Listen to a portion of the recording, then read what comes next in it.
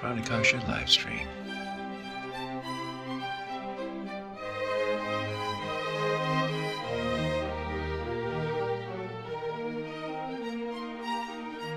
Hey folks, it's Matt from Pranakasha Productions, otherwise known as the Star Trek cello guy.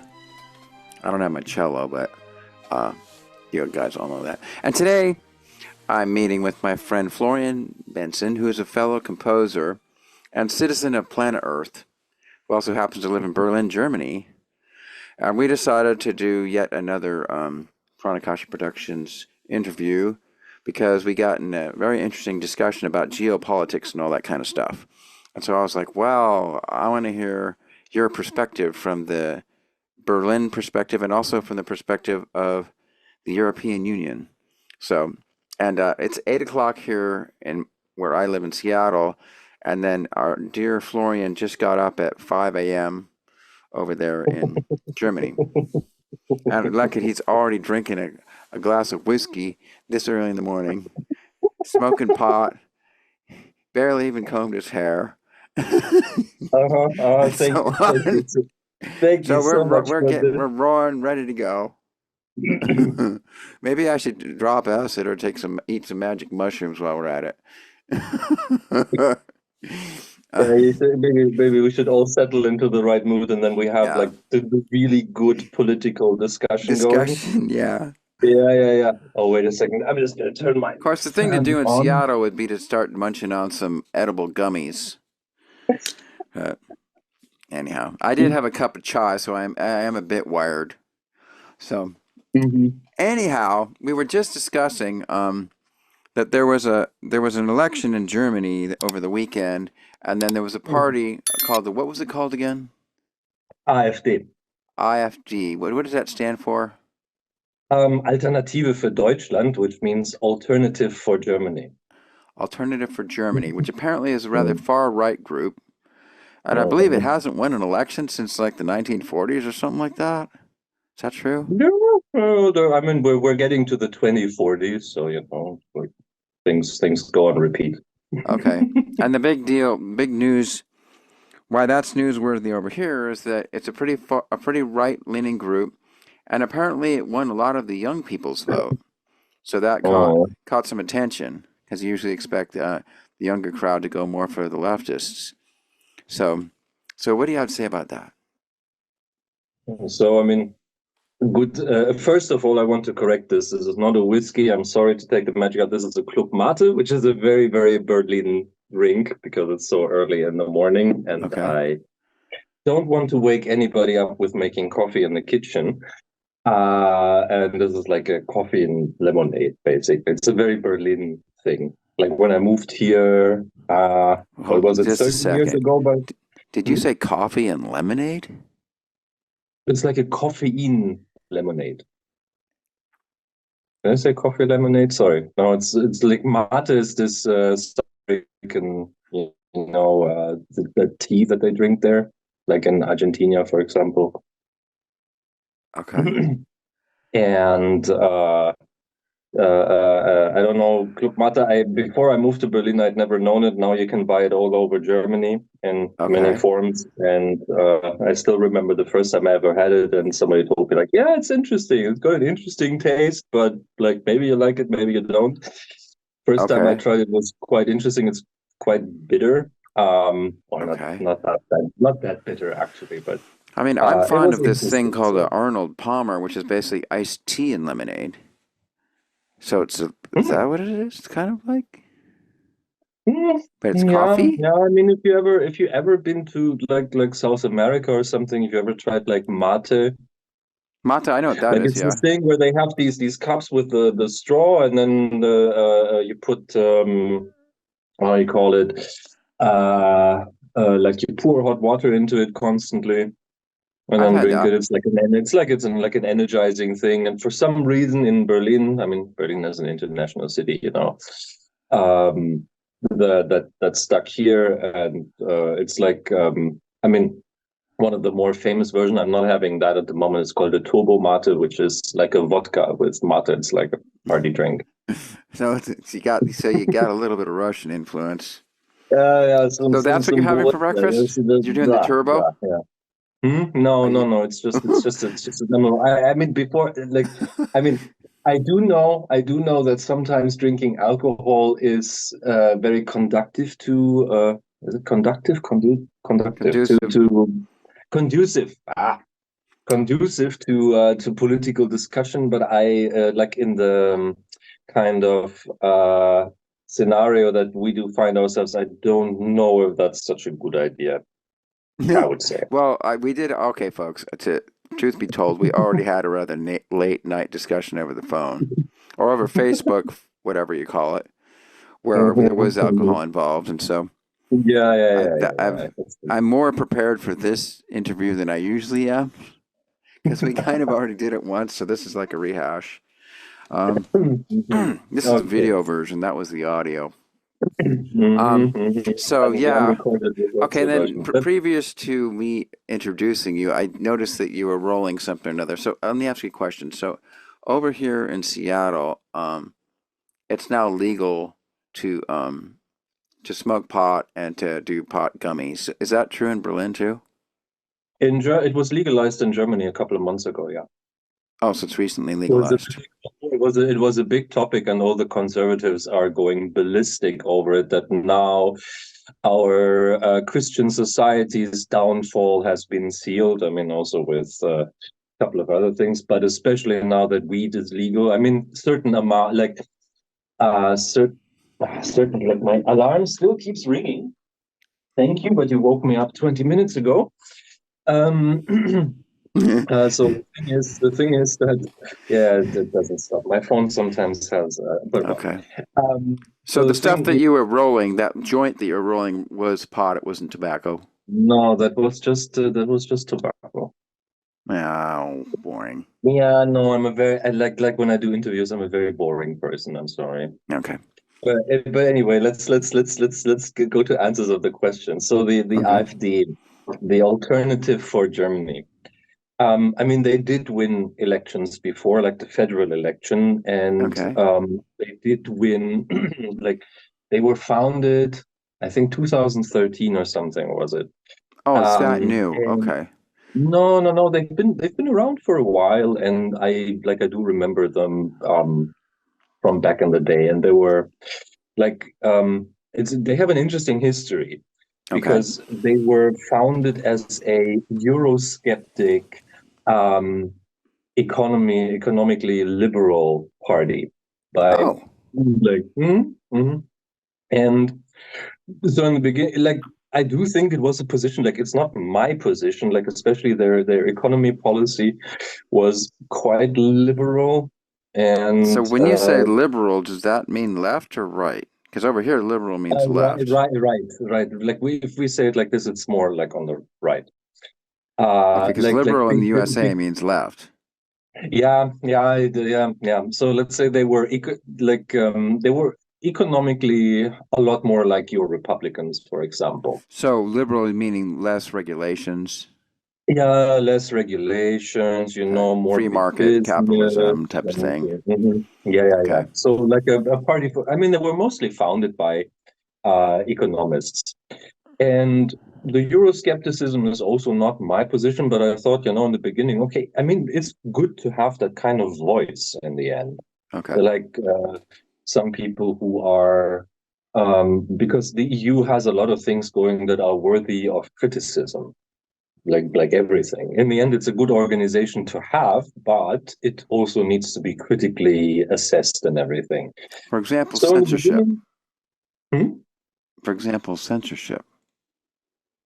I mean, it depends what you mean with censorship. I mean, certain censorship is like, for example, the censorship of not being able to deny the Holocaust.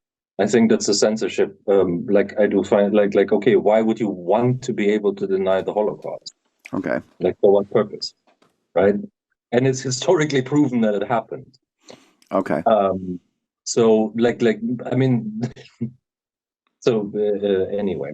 Um, So in the beginning, okay, I thought it's good to have that kind of critical voice, even though it's not mine Okay. or not my position. And the thing is with them, it became rather obvious over like in a relatively short time that they were like a how do you say this? That there were a lot of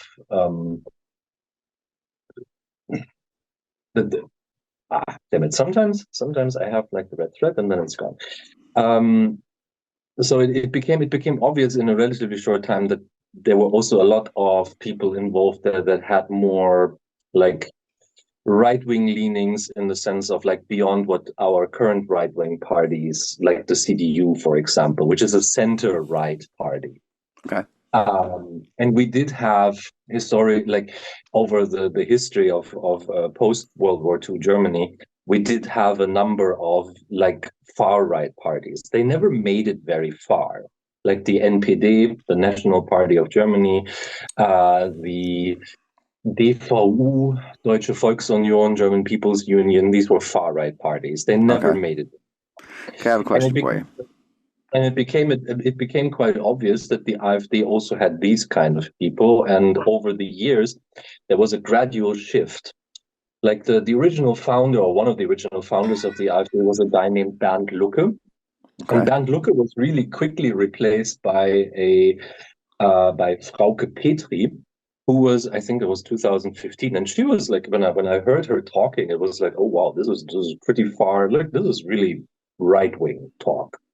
Okay. And when I compare like then she was like not right enough anymore. Then she was replaced by this guy named Jörg Meuthen, where it's always important to call him Professor Dr. Jörg Meuthen, because we Germans are like this guy was so like Germans are very very peachy with their titles, especially doctorate titles. It's a really German thing. Like people have doctor written into their name, and you have to call them doctor. But this guy in particular, Professor Dr. Meuthen, like he every time he went insane when he wasn't called that. So if you were to debate him, the first tactic would be to be sure not to call him doctor. Then he's mad. Then you have an advantage. I had some Twitter exchanges with him, and at some point I called him Professor Dr. Professor Dr. Meuthen, and then I changed that order every single time just to annoy him. That was years ago. He didn't like that. So anyway, and you could see this, like the party has been making a more and more right-wing shift. Like each of the chair people, you could see when their usefulness to the more far right element, or the even more right wing elements, became like they were not useful enough anymore. Then they every time they left the party, that was the funny thing about it. The one they have now is just like this. The guy they have now, it was interesting. Like 2 years in an interview, he was because he always promotes like, yeah, we should teach more German culture in schools and stuff, and more German books and poetry. And he was on. We have this kids news. We have them for a long time. I remember them from my childhood. Okay. And he was interviewed by a kid, by an 11 or 12-year-old. And that kid asked him then, like, what's your favorite German poem? And he was like, well, my favorite German poem. Well, gee, that's well, I don't know it right at the moment. And you could really see how like the cogwheels were just sort of, and then error. Like he was owned by a little kid. And he continues to be like that.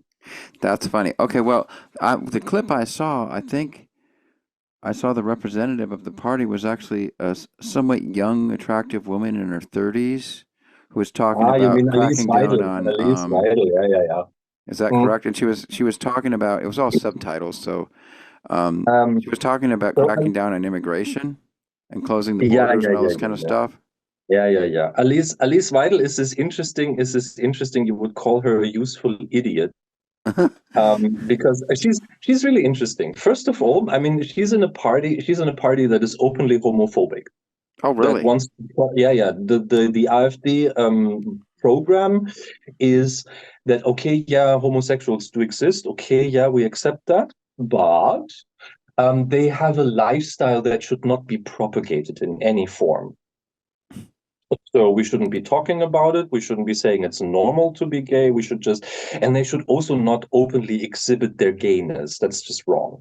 So basically, they want to go back to like, I mean, this is Wow. the thing is, it is known how anti-gay these people, like the AfD members, are in private and in some of their meetings, because there are recordings of them and there are even public statements of them what they want to do with gay people. But she is lesbian. She is?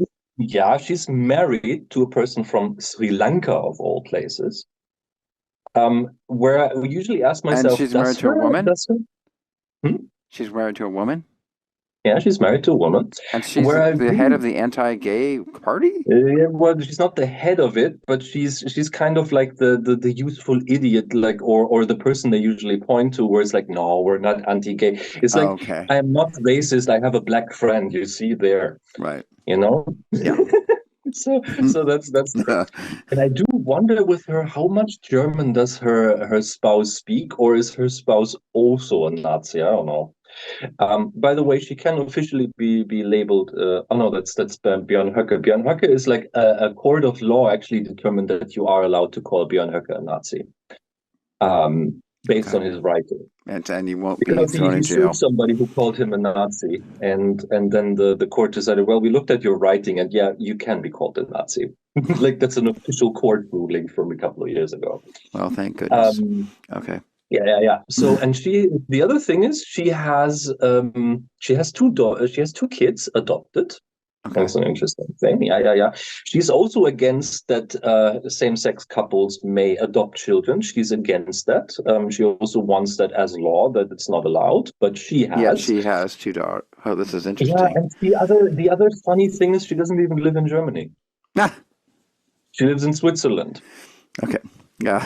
Yeah. So therefore, she can stay holed up in Switzerland and say whatever inflammatory stuff she wants, and that people won't come to her house with pitchforks and torches and stuff. Yeah, no, like I remember like nowadays I'm not using Twitter that much, but I do remember when I used it more, I got into very frequent fights with her, and at some point she started replying to me actually, or her assistant did, but it was more like this: "You're an idiot, you don't understand." Because she's like, Alice Weidel is interesting. Alice Weidel worked for Goldman Sachs. Okay. During some very interesting times of Goldman Sachs.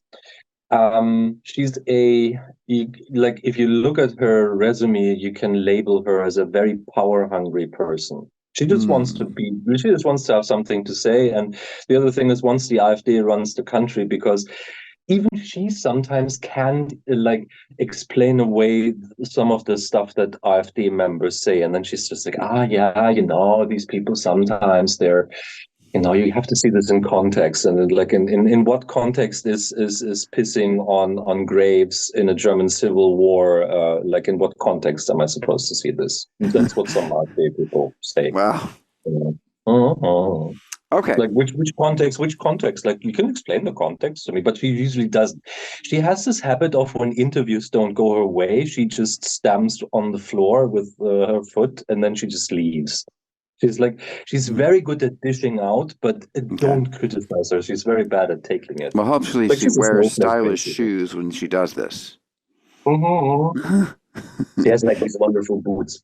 But so the thing is that what is frightening with the AfD is that, since it was pretty obvious for a long time that they would go very, very right wing. But to see this and how this works with especially young people, how attractive it is to them. Maybe the temper tantrums are attractive. No, it is really interesting. It shows something where a lot of young people are like, the AfD, for example, is the best party in Germany when it comes to using social media, especially TikTok. They're by far the most active on it. Okay. The other parties are finally starting to realize that, and are starting to use social media as well, especially TikTok, because TikTok is quite popular here. Okay, so that explains it right there. That would explain why the crowd is like them. And they abuse this thing that, for example, we still have this in schools where that, especially when you're taught by like older teachers, although older teachers, say people were born maybe the 70s or 60s, who That have would be this me. thing of like this guilt tripping of German history, especially because of the Second World War. And people by now are rather fed up with it. Right. The problem is not fed up with being taught history, but by the way how it's taught. Like, oh yeah, where we like, oh no, ashes over my head, that kind of thing. Mm-hmm. And and so this is like our education system in that regard is just very stubbornly refusing to like to update its CV and say, okay, yeah, we have to teach this thing in other ways, and we can't just guilt trip people constantly. I mean, there is a lot to guilt trip, of course, obviously, but you have to do this in different ways nowadays because the Second World War is 80 years ago. Right. And so the AfD is sort of like, hey, your great grandparents weren't that bad. I mean, the best part was the politician who said that. Then a couple of days later, it was found out that both his grandparents, or his grandfathers, were in the SS, and some were involved in the Holocaust. And then he was like, "Oh, I didn't know. They never told me that." Sure, they never did. Sure. Okay, I have a question. Slight tangent. I had an uncle who was in the SS, and he was very proud of the stuff he did. Okay. Like, he told it to everybody, like what he did, and it was horrible what he did. Okay, let's hold that thought because I have a question I got to ask before I forget. Yeah, sure. I heard about there was a massive farmers' strike across the EU. Did that make it into Europe or into Germany as well? I mean, I live in Berlin, of course. I had all these people I live on the main street, and I had all these people drive up and down the main street and honking for weeks. Yes, of course. And pouring cow manure onto the sidewalk and so on with the tractors. Yeah. Yeah, that wasn't even in the mainstream media at all here. But if you watch alternative media, it was like, whoa, all this is happening and we don't even know about it. So yeah, I mean, well, I mean, mainstream media and stuff. I mean, the U.S. is still very U.S. centric when it comes to a lot of like international events. I mean, I think I'm far more informed about what's going on in the U.S. like in general, because here, like anything that happens is sort of okay. Yeah, in the U.S. there's this and this going on. Yeah. So, so the farmers' strike was what I heard. Just tell me if I'm wrong. The main problem was that the EU was preventing them from using fertilizers, and there was too strict of controls on trying to limit greenhouse gases. So it was making their productivity go down, and so they were all just barely getting by or losing money because they couldn't. The crops I mean, weren't the thing, yielding as much as they needed.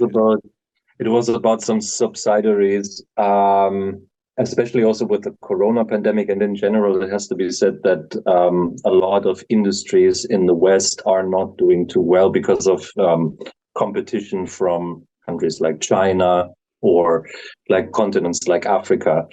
Africa's still eating? Okay. Yeah, I mean, with something as basic as this, and I mean, Africa is still being exploited by the West. So, of course, that. I think America doesn't really have too many hooks in Africa, as far as I know. It's mostly Europe, right? No, I wouldn't like sign that kind of statement in any Really? way. I mean, there's still a lot of exploitation going on in the from the West in like the rest of the world, like particularly ex-colonies from some countries in the West. But well, I mean, North Africa, like when we get over into like the Middle East and stuff. But is that what you're talking about? Just the Mediterranean African countries? No. I mean, in general. Of course, I mean, there are so vast resources in Africa that the West really needs to have. So, of course, there's an interest that Africa remains on a level where, we can get these resources cheap. Imagine are you talking like precious metals or what? Yeah, for example, imagine the calamity that would happen if African nations would be on a similar level as like European nations, and then they would be able to say, well, we don't like that trade deal that you're proposing. Like our people don't accept that, and then we would be, to say it like diplomatically, we would be fucked. So, Okay, of course, I think there's an maybe interest in I keeping think them on maybe that you're kind of talking. level. For example, I know there's a few rare earth metals that are really needed for technology to work. Is that what you're talking Oh. about? Yeah, for example, or like to say, I mean, a lot of Africa is like they get a lot of sun, so also very interesting for energy production at some point, like for solar, for example. Okay. So yeah, I mean, but that's a whole topic as well. Okay. But um, I was hoping anyway, I'm no, already taking you off on tangents. We were yeah, yeah, yeah. going to talk about the Ukraine war at some point, so we We're could sort gonna of. get there. I mean, we're only like what, half an hour into the interview or something. Yeah, I guess we started a little bit late. Yeah, yeah, 5 hours late, like sort of like SpongeBob 5 hours later. Yeah, this might be my Um, longest one ever. yeah, well, we got ourselves into that one, so Okay. Yeah. anyway, no, where were we? Oh yeah, with the farmer strike. I mean, a lot of this was just like the thing is, in at least in Germany, that's what I can talk about it, and it's also something that just like now that you mention it, is just okay. Yeah, was a couple of months ago, and this stuff it was such a um forgettable thing, to be honest, because this was it Really? was so blown. Yeah, it was so blown out of proportion. um, because they, of course, decided to go to the Green Party and say, "Oh, you, the evil Green Party, the socialist, fascist, eco-terrorist, whatever." I mean, they have these fancy long expletives for the Green Party. And the Green Party wasn't even responsible for all those laws that affected them. And but they still went to the Green Party. I remember they had these what do you call this, where the gallows and stuff with like Habeck, who's our vice chancellor and minister of economy and stuff, and he was not even responsible for what was going on there. Like it was not his result, like his field. Um, and these people were like wanting to personally hang him. I mean, there was this thing where he was on a ferry coming home from holiday, and there were people waiting on the quay to basically lynch him. Wow. And it was just, yeah, yeah. And then the ferry didn't, of course, it didn't land. Some people were like, yeah, Habeck is such a coward. And then, yeah, if there's a mob of 200 people and I don't go out alone without any protection, then I'm the coward, right? Hmm. Because they Wow. said, we just wanted to talk. I mean, we just brought the gallows with us. I mean, yeah, but we Yeah, just just we just call him on want a to cell talk. phone. So, okay, here's a question for you. So, how did the farmers get so organized? I mean, again, it's like a lot of people know how to use social media, especially Okay, Telegram. I mean, since the COVID pandemic, Telegram is the number one Telegram. thing for these kind of people to organize. Well, of course, the founder of it got arrested this week. That was big Oh. news. Or last Mhm, week. yeah, I read that. Oh, oh. Yeah, Yeah, I think that might have gotten us started on talking the whole politics thing, because you may told have. me this, and I had read about it also. Yeah, I don't. People don't use Telegram in the U.S. That much, I don't think, because I really hadn't heard about it. But I guess worldwide, it's got like 1 billion users or something. Mm. I used it because the nice thing was, like, that was before the Russian state said that they wanted to have some insights into how Telegram works and what people are talking about. Yeah, That it actually was um, that it was encrypted, really, and that right. there was That's the no. thing. Yeah, that was the thing. It was like it was made by Russians, yes, or by a Russian company, and they said, "Well, this is entirely private, and we guarantee this." And then I don't know when it was. It was before the pandemic or something. Then the Russian state suddenly started to be like, "Yeah, we know you have this messaging service, and we would like to know a little bit more what people are talking about." And then Telegram didn't want to, and then they were threatened by the Russian state, Hmm. and. Um, And then at some point I thought, okay, I mean, I'm already giving all my information to the CIA and like Right. with use WhatsApp and I mean, I give my information to China because I had a Huawei at the time. So I Right. mean, I don't want to give it to more than two countries or two But I secret thought the services. founder was like a French citizen, I heard it was Russian. I don't unless he's recall, got dual but I know that the citizenship. program. I know that the program was like it came from a Russian And company. he was living in Dubai, and happened to be Mm, traveling in France, and they arrested him because the charges were like there's a billion users on the thing, so they found mm. some people that were doing nefarious things, and then they were going to blame him for that content, and that's why how they arrested him.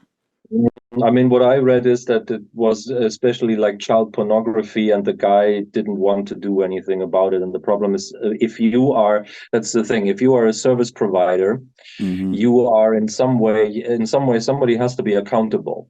Right. So what happened is that, like that's why you have certain things like if you have a forum or something and people start writing, let's say for example people start denying the Holocaust on Right. it, and then it's like it is your job as the owner of that forum to moderate these Right. posts and to have like guidelines, because Right. that's, for example, it is, I mean, it is a form of censorship, or it is Right. censorship, but it's Yeah. Now like we're there's getting into it. always some form of censorship that you have. Hmm. um, and you are accountable for seeing that certain laws are Upheld. in effect and are not working out. And like child pornography is banned, like I think in pretty much every country on the planet. Right. I'm not sure. And he just was like, yeah, well, it's a free speech platform, and it's we're talking about child pornography here. Right. Okay. So that's a hot issue, of course. A similar thing just happened or was going on in the U.S. There's a website called Backdoor or something like that. Mm-hmm. Um, that was kind of a Craigslist type of website apparently, but it had a Mm-hmm. corner of it that where people were advertising escort services, and then of course when you do escort services, then a lot of times that's sort of a front for actual prostitution. And anyways, Mm-hmm. the two founders of that um, website got arrested. One of them committed suicide, and the other one's in jail for 5 years. But I saw a article about that too, and the idea was yet again that they were doing their best to moderate. In fact, they were even turning over information to the authorities about people that were abusing the site, and yet the Mm-hmm. founders still got arrested. And the Uh-huh. idea is that the reason why is because the government really wants to have control over information that it doesn't like. Not necessarily illegal information, but they want to be able to basically be able to, at their whim, take down stuff that doesn't fit their political Mhm. narrative, type of thing. And what I I have heard not. was that that what they did to this company was sort of prelude to see if they could succeed at that. Then they would try the same thing against Facebook and X, and threaten to arrest Elon Musk or arrest what's his name?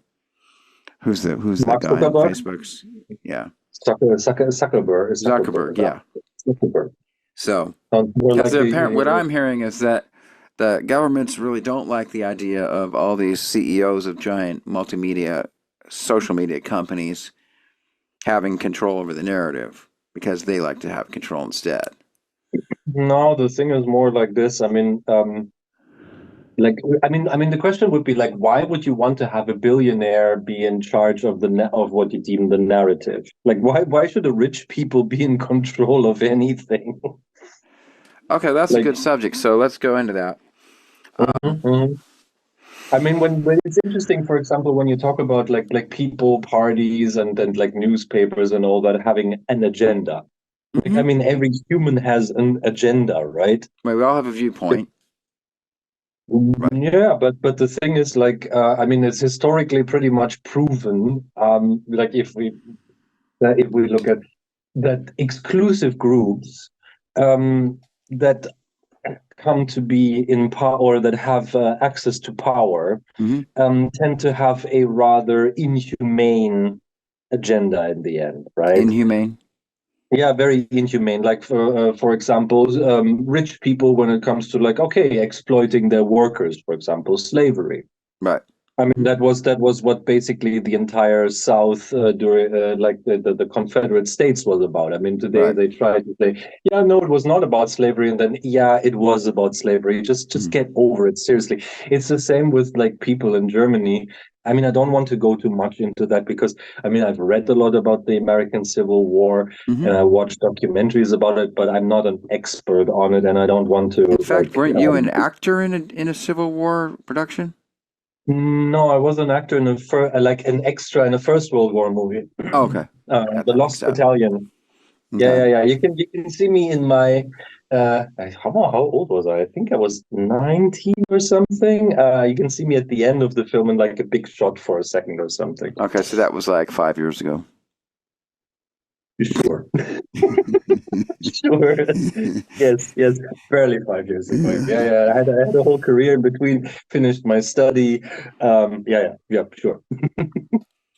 Well, okay. So Thank you for the in the compliment. good old fashioned USA, in our Yeah, well, Constitution, we have a certain thing called freedom of speech, yes. which is being challenged right now in a big way.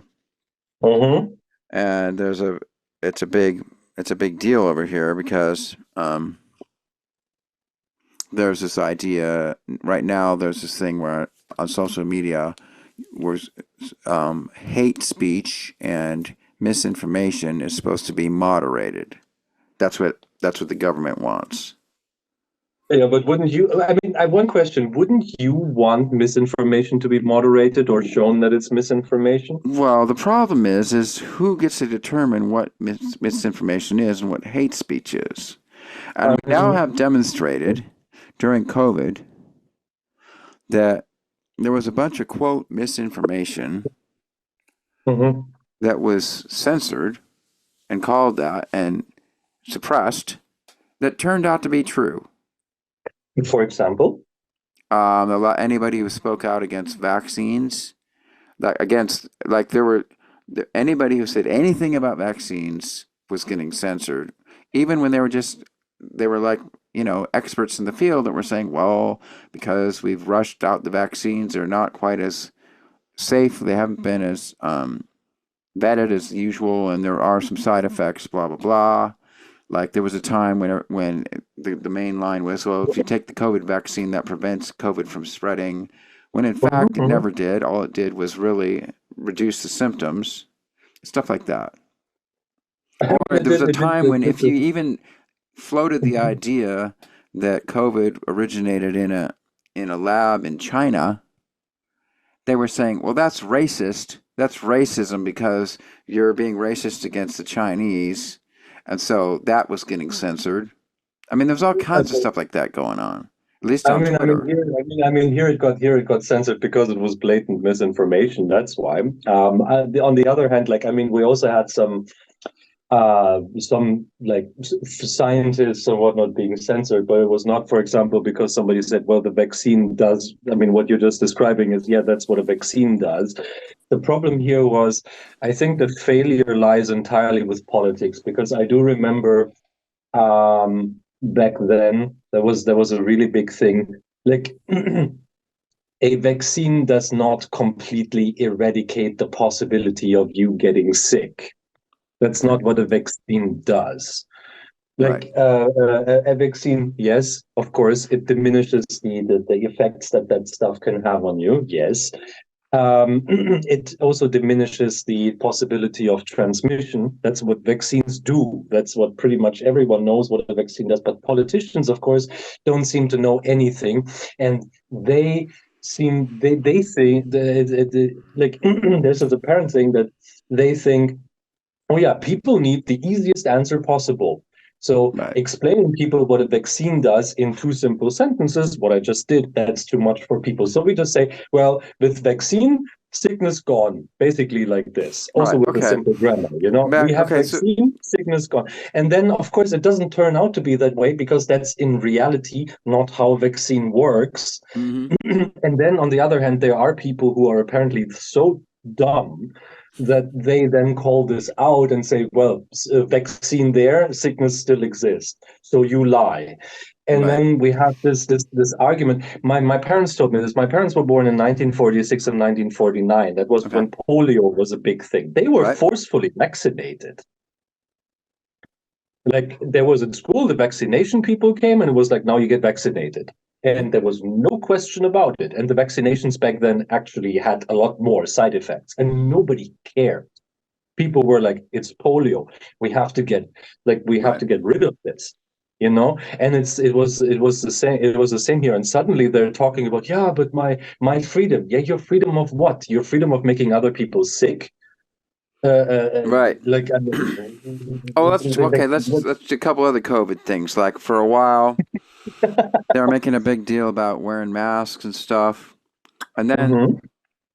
it turned out that masks really weren't that effective, and the scientists knew it. And then there were scientists that said, it's dumb to make little children wear masks. In fact, it's actually harmful because it's gonna uh, thwart their speech development and their psychologically it could actually have a damaging effect on them because they have this mask on their face in their early years Mhm. and their speech, their freedom of expression and all that could have real effects in the future, right? But people like that were getting censored because the idea was you can't go against what the government says about masking. So stuff I like mean, that. yeah, I cannot say that for because at the time I wasn't like of course I was like seeing what Trump and the Trump Fauci thing evolving, of course, but like details like this I completely missed out on. And I mean, Yeah, there if was a that lot is of the that. case, And no, even because like the we have 6 foot rule, it turns out that the rule of spacing yourself from 6 feet, Mhm. they just kind of dreamed up. Like there were no real studies that showed whether it worked or not. So they just So dreamed it up, and then they said, "Well, the scientists tell us this," and then it turned out, I well, mean, I mean the thing. actually, I mean, the no. thing is. I mean, the thing is with, for example, something like this. This is like a pandemic on that kind of scale. Is something that hasn't happened in a long time of human history. Okay. One has to say, and I would say one thing. Like, usually it's better to be careful Mm-hmm.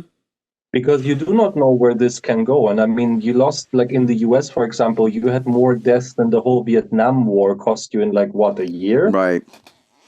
And I mean, But people, the thing was, people when you here were dig like, yeah, into but it, hmm? um, well, it's a whole other, now hindsight, of course, is 2020 hindsight. People are saying, it was stupid for us to completely lock down the whole population. We should have just locked down the most vulnerable people. Like we shouldn't have locked down children and so on. We should have focused much more on the elderly and nursing homes and stuff like that. I mean, you can also Well, here's the perspective that the people Mhm. the what I've heard is that of course once it started happening, then the governments realized, oh, this is a chance for us to have way more control of our population, so they took advantage of it. And the quarantining people and so on was a way for those in power to exert more power upon their populations and blah blah blah blah blah. I mean, I think there are countries where it works like this. On the other hand, I mean, I know that there's this, I don't see, like, for example, here, the Corona laws, I have to say, also the way they wrote the entire law was exceedingly well written. Also, from when till when does it last? Like, what are the prerequisites for it to be canceled? That was incredibly well written. Okay. Um, and so there was never, like, at least, and I do remember, like at the time, I had a lot of time for online discussions, Okay. um, and I do remember having that discussion with people like quite a lot of times where, um, yeah, they were like, yeah, now we're back to 1933, and now the government will just shut down elections and everything. And it's, have you ever even read the law? Like that, this supposed like 1933 NSDAP taking over the country law, and what it says in the prerequisites for this law to actually be in effect.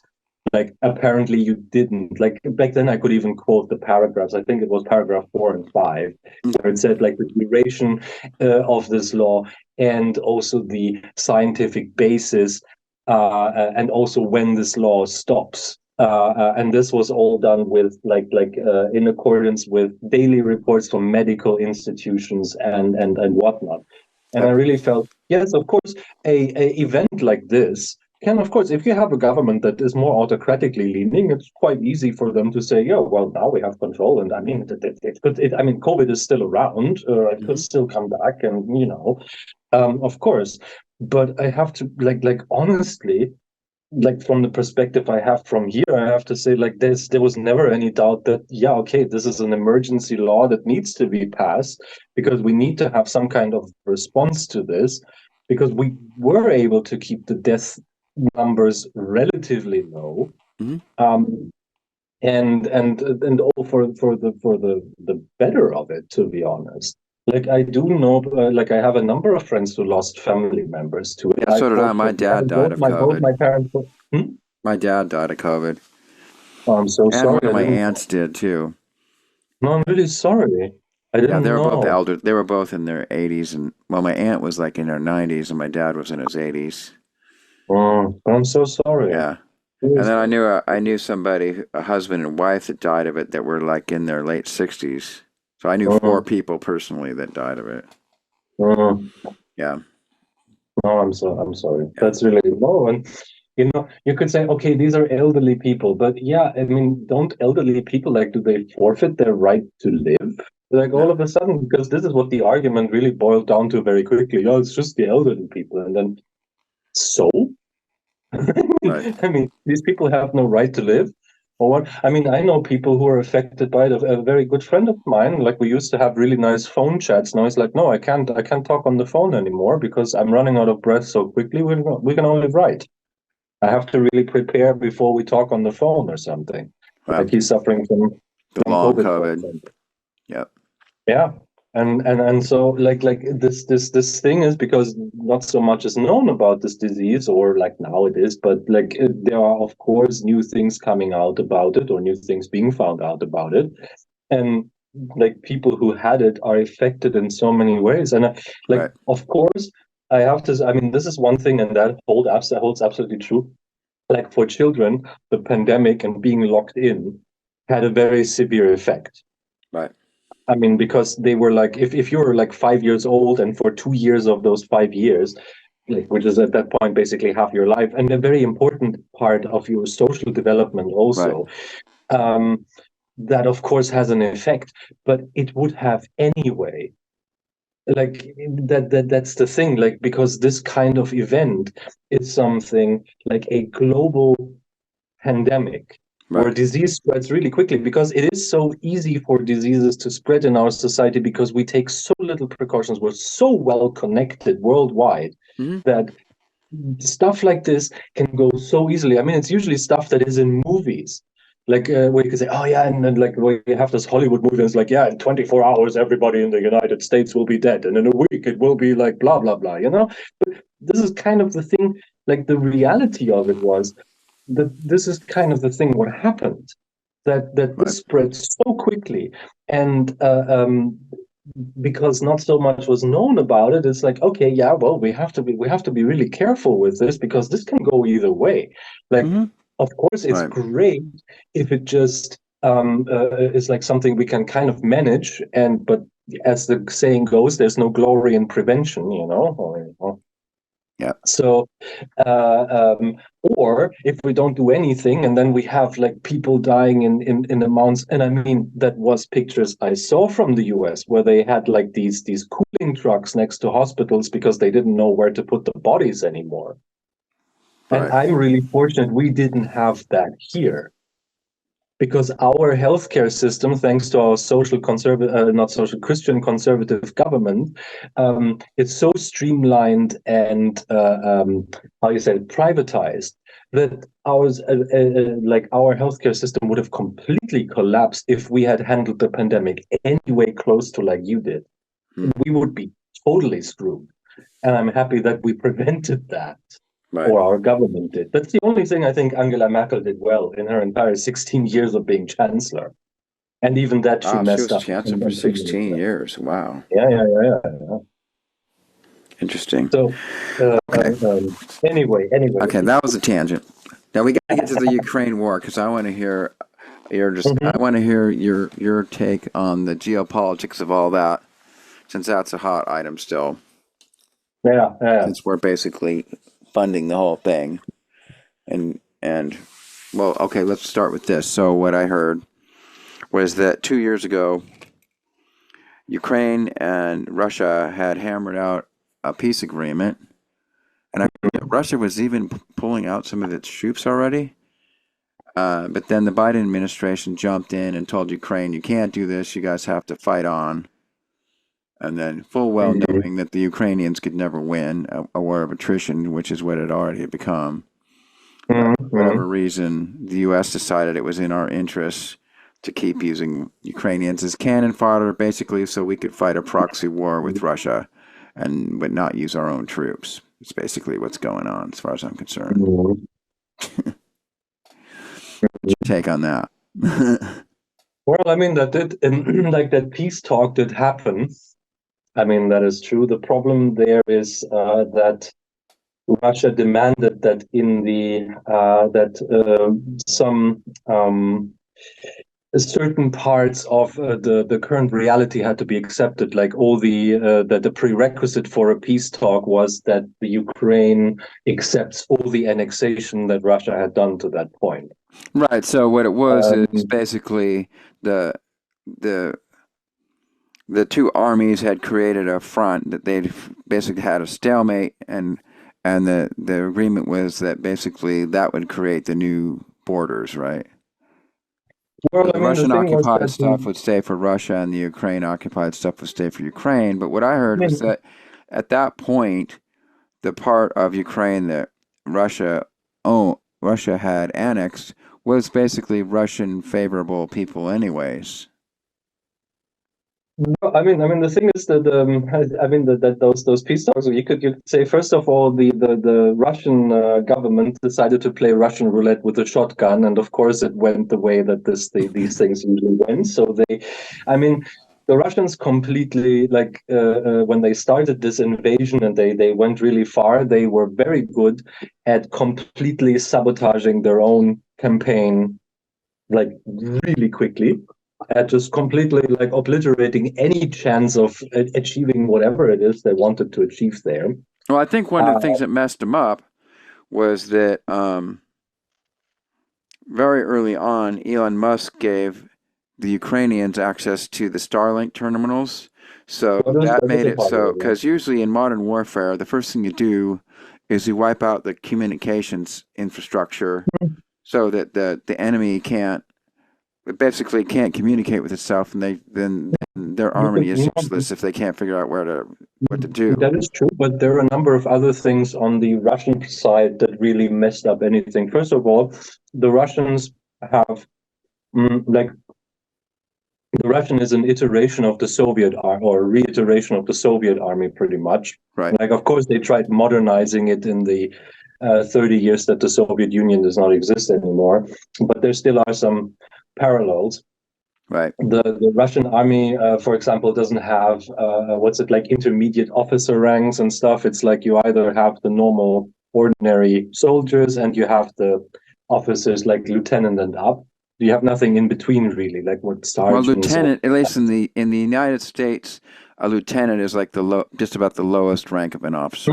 Yeah, exactly. Yeah. And like beneath that, you have corporal, sergeant, staff sergeant, all this kind of stuff. Right. I was a staff sergeant in the Air Force. So I know a bit about this.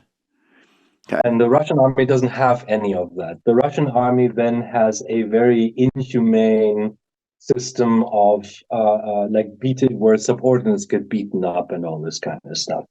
Okay, did you see the movie The Enemy at the Gates? Yeah, historically highly inaccurate movie, I know. Okay.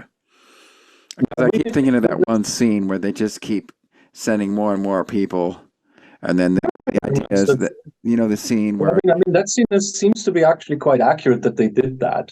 Like just to stem the tide, like to just stop. Like, I mean, with these kind of tactics, and I mean, you can see this in history quite often. I mean, it's usually these people are not supposed to attack or anything. All these people are supposed to do is that the enemy has to expend bullets and time to shoot them. yeah, That's what these people are for. They buy you time, basically. literally cannon I fodder. mean, yeah, human wave tactics. Iran did this during the Iran-Iraq war, and I mean, it worked. The Iraqis had to kill all these people and like bog down by having to do so. It is a very disgusting tactic. It is militarily like quite viable. Like, I mean, if we get into the morals of it, of course, it isn't. Right. But like anyway, the thing is with first of all, the Russians had these very how to say optimistic goals. Then they had this problem that So one of optimistic their goals, you meant that it was going to be like a blitzkrieg where they would just take over all yeah, Ukraine within a week. they were quite optimistic. They really Right. underestimated that the Ukrainians would actually fight. Well, I think Um, what I heard was that previously the CIA had been training the Ukrainian army and had modernized them, and so that they were a lot more effective than the Russians expected. not entirely true. Interesting. Like, I mean, yeah, of course they were, or it is entirely possible that they were like foreign advisors and stuff before, because this whole build-up is also something where, at the same time, Zelensky tried a lot to defuse the situation. So Right. I still think it the could be. Starlink thing was the thing that really that did it because Starlink. Once the Ukrainians got those Starlink terminals, then they could communicate, and they couldn't. And the terminals were able, were had enough technology that you couldn't. Okay, well here's what happened. Somehow the Russians figured out how to target Starlink terminals. Mhm. Then SpaceX said, okay, we'll figure out how to solve this. And within a few days, they rewrote the software and made it so that the Russians couldn't target them anymore. And No, so, I mean, so then the Starlink. now the Ukrainians had their command and control network was pretty much invincible because you couldn't take out the terminals, and obviously you couldn't shoot down all those satellites. No, I So mean, the that thing was the is, thing that totally Mhm. saved them. You know, otherwise, what you like, for example, back when we did the Iraq War, I still remember the first thing when the U.S. just started doing air raids. Basically, they Mhm. just targeted all the telephone poles and all the satellite dishes and all the radio networks and just took them all out with guided missiles within a few days. And then after that, um, basically Iraq was done because there was no way that they could, order the troops to do anything. And basically, then everything was reduced to chaos. And that's kind of the modern way of doing warfare. But you couldn't do that in I Ukraine mean, because of the Starlink terminals. it has always been the way of doing warfare. Like, you want to kill the messengers. Like, I Right. mean, You you want to want take your out, enemy. basically, it's like you want to take out the head. It's like shooting.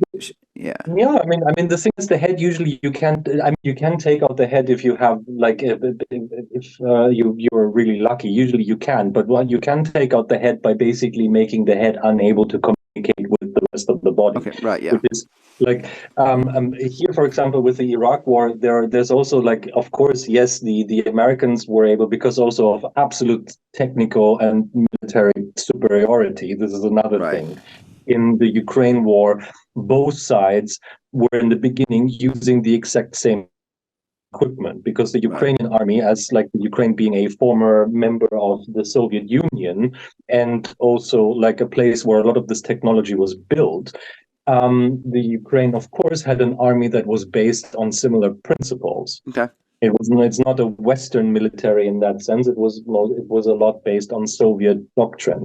Hmm. So both armies had similar training, similar equipment. Of course, the Russians had more, and the Russians also had like new developments and stuff, everything which Ukraine didn't have that much. Right. So, but roughly you could say like some similar capabilities.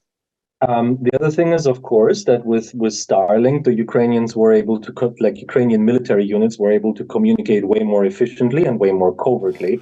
Right. The And that other allowed thing is, them now. So the Russian tanks then became vulnerable because now the Ukrainians could just sit back, target the tanks with their fancy anti-tank missiles, and then just by little at knock them that time out. they didn't have any fancy tech. They didn't have any of the fancy missiles like in 22. There was still the thing where the West was mostly supplying humanitarian aid and maybe some equipment, but nothing on the lines of tanks or missiles or stuff. What happened is that the Ukrainians were incredibly able to adapt to the reality of the situation. The Russians used very obsolete tactics that they had learned during the Soviet Right. Union, basically. That means placement of their artillery. That means where the artillery is going to shoot.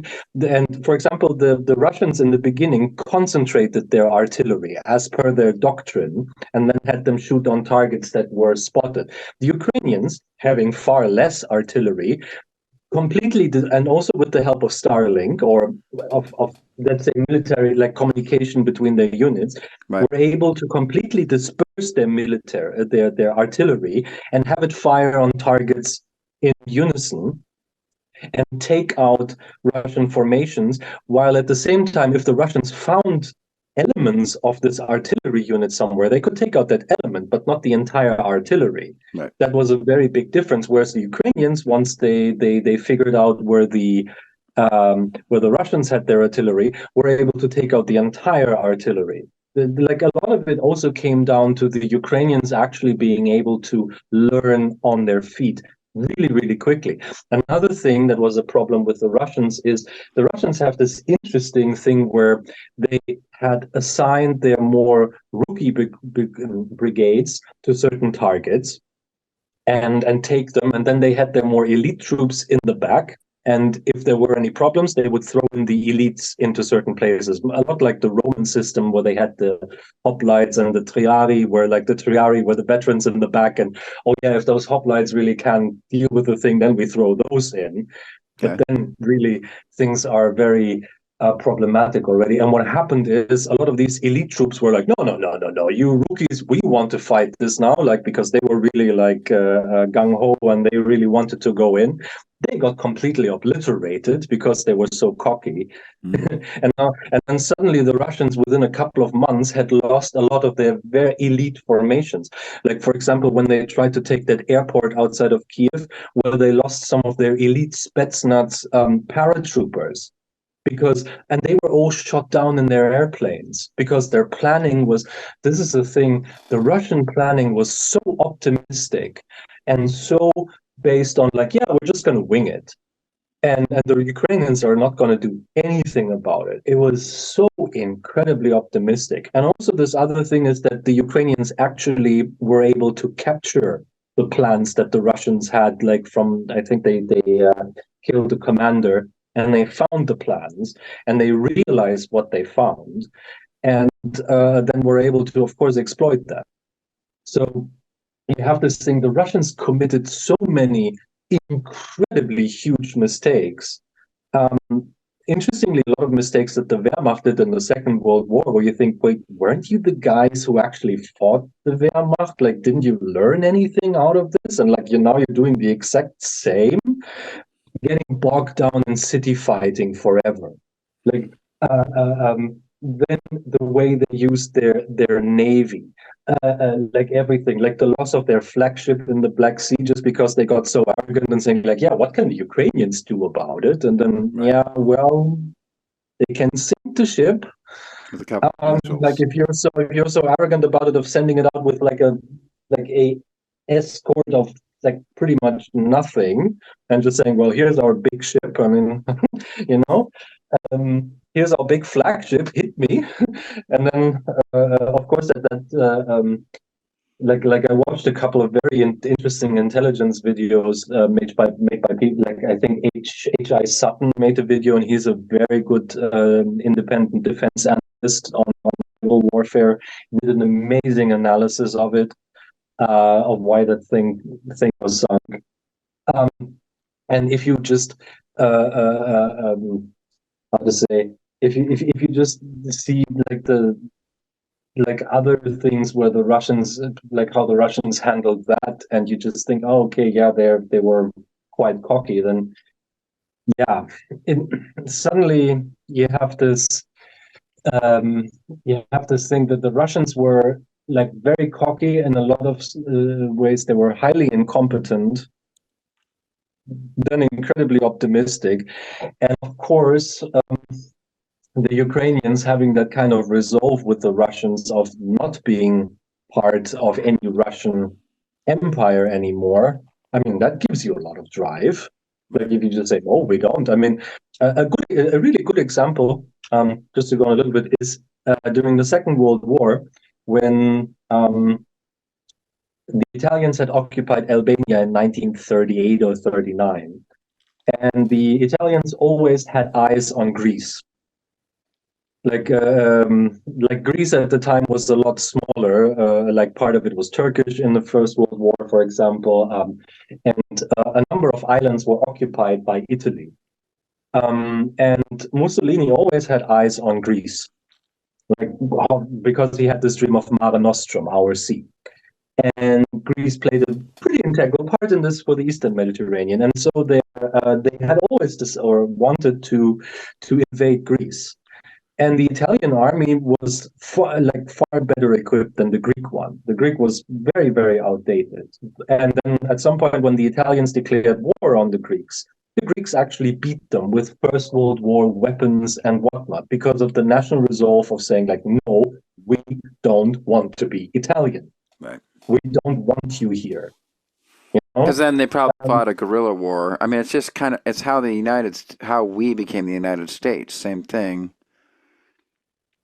Fighting your own country. I mean, the US, like the US during the American Civil War did the same. They learned on their feet. Like we have, like you have to see this, like the British Empire. Are you talking about the time, Civil War? You're talking about the Independence War. Sorry, Okay. sorry, the Independence War. So the thing is, the British Army is a vastly superior army in training, in manpower, like in equipment. Right. They have so much more. So and then you have this like ragtag army basically, and you have to come up with some. Of course, in a normal engagement, your army is obliterated. You lose immediately. So you Right. don't want to have like these kind of engagements. And as far as I know, in the beginning they tried to have these classic line formation battles, and the US just lost all of these with horrendous losses. Like and like the same here. The Ukrainians learned really quickly, like we don't want to have you never want to have the kind of battle that your enemy forces on you, because that's what they want you to have, so you don't want to have it.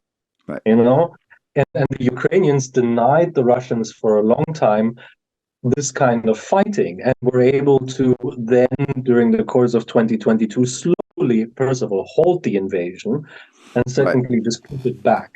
And then, of course, yeah, there was this peace talk, but the problem with those peace talks was that the Russians from the outset said, first of all, before we have any peace talk, Ukraine has to accept that we will annex this and this and this territory. This has to be accepted. And then Zelensky basically said, you know what, then this is no peace talk, because you already come in here saying all the things that you want, which was that before or after Biden coached him not to? That was before. That was before. Well, then how did they come to an agreement? Because what I read was that they actually came to an agreement.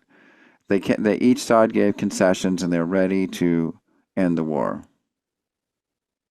That's what I read. I mean, they came to was they signed everything, and they didn't come that far. What they came to was like, okay, we talked about it. Now we're going to go home to our respective governments and talk about it. And in the end, it was like for the Ukrainians, like, what is it going to be? What do we have to accept here?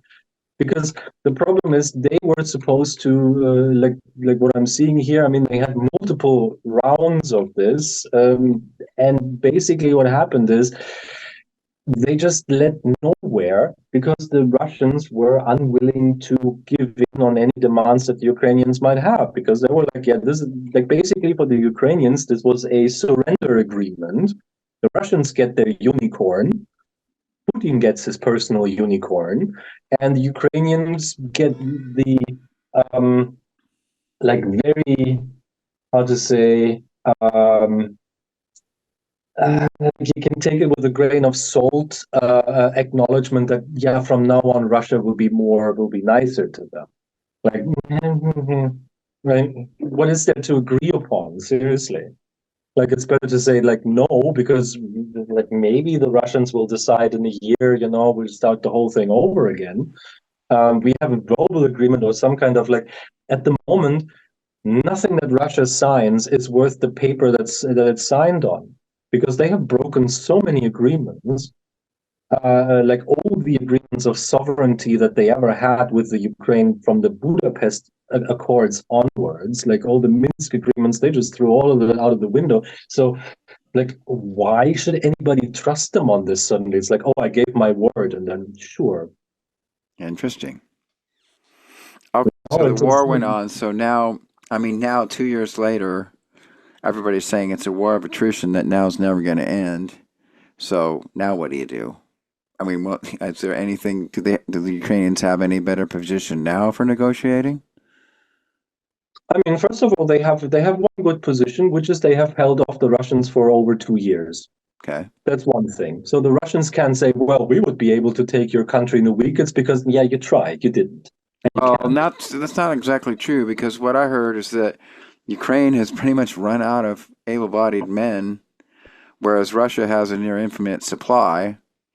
So if they keep going, they'll eventually get attrition to death. So, okay, here's one thing with yes, of course, the Russian population is far larger than the Ukrainian one. But like a good example, in the Also, last, I heard I heard some statistics that were saying these days that the Ukrainians are losing like somewhere between 5 to 8 soldiers per one Russian. Now that they're just firing artillery back and forth at each I other. would like at the moment that's the thing with these things. You have to be careful with this. This is why I also like usually what I do is I mean of course I read the news about it, but then I wait for maybe a week or two and then I see an analysis of it, because it's Okay. war. The problem is in war, this is true throughout history. You have two sides claiming we have killed 55,000 of theirs. I mean, everything is inflated. So you Okay. have to be really careful. Like what you need to do is you need to look at certain battles that you can you can just use Wikipedia for this, because on that part, they're actually quite truthful. Like, okay, yeah, there was a battle there and there. Okay. And you research about the battle and you see what were the losses, what were the strengths, and so forth. The thing is, with Ukraine, of course at some point they will run out of people, and I mean last year they made this very disastrous offensive that basically turned this into a war of attrition, Okay. because they didn't listen to Western advisors saying don't attack on multiple fronts, focus your efforts that you have somewhere, attack there, and then go through with it. The Ukrainians, because in 2023, the Ukrainians started taking back vast amount of territories. The Ukrainians got very, from what we can see now, the Ukrainians got very, you could say arrogant, or also they got their moment of now we're optimistic, and they wanted everything. And that basically for their offensive completely failed. I don't know if you probably know this, is that if you're on the defense, you always have an advantage. So, like if you're an attacking force, you have to have like either 2 to 1 or 3 to 1 No, I of the mean, numbers. of course, I know this. I mean, right now, what is interesting, the Russian army is on the defensive. So, and the Russian army, supposedly, that's where they're best at. The interesting thing is minefields work both ways. If you're the person that lays the mines or not, the mine doesn't care if you step on it or not. So the thing is, yes, the Ukrainians cannot march further south because of Russian minefields. Sure. The same way the Russians cannot march further north, really, because of Russian minefields. Right. So So it's just a what they big, have, huge standstill. yeah, yeah. Now they're just sitting there shooting artillery shells. So the other thing that I heard was that the Russian industrial complex can make far more artillery shells than all of NATO can. So just from that point of view, we can't win the war either. So I would ask the interesting question, for how long? Because this is the interesting thing in war. Your enemy can always have the upper hand at some point. Always. Okay. The question is, for how long can they sustain that? Like you could look at the Second World War. Like Germany had Europe, had Britain on its, like, pretty close to on its knees in 1940 when Germany basically conquered most of Europe. Right. That was like, okay, Great Britain now stands completely alone. And what do we do now? No, that's when the U.S. entered the war. Well, then no, that was actually far from it. Like, because the fall of France was in when was it? May of 1940, and the U.S. entered the war in December 1941. So Right. there is a year and a half in between of where Great Britain completely stood alone. You know, and I mean, first of all, they knew we cannot just give up, Well, because part of that was because Hitler thought he could just bomb the hell out of Britain and expect them to surrender, but in fact it backfired. It just gave them more resolve. He didn't actually try a land invasion. No, actually, Sea like, I invasion, I mean, should say. what you're talking about is Operation Sea Lion, and like, the thing is, the Germans would have been, or the German army would have been able to land in Great Britain. Yeah, that would have that's a no-brainer. They would have been able to, but the problem is they would not have been able to sustain their troops in Great Britain, because of the Royal Navy would have just thrown everything that they had into the channel, like, screw any kind of losses. Because they could afford to have these losses. Like the Royal Navy, when you compared with the German Navy at the time, like we had in May of 1940, Germany had 2 operational battleships. The British had 16. We had, thanks to Norway, we had 2 operational cruisers. The Royal Navy had 40. Like, you just and destroyers. And like Germany didn't have any aircraft carriers either, right?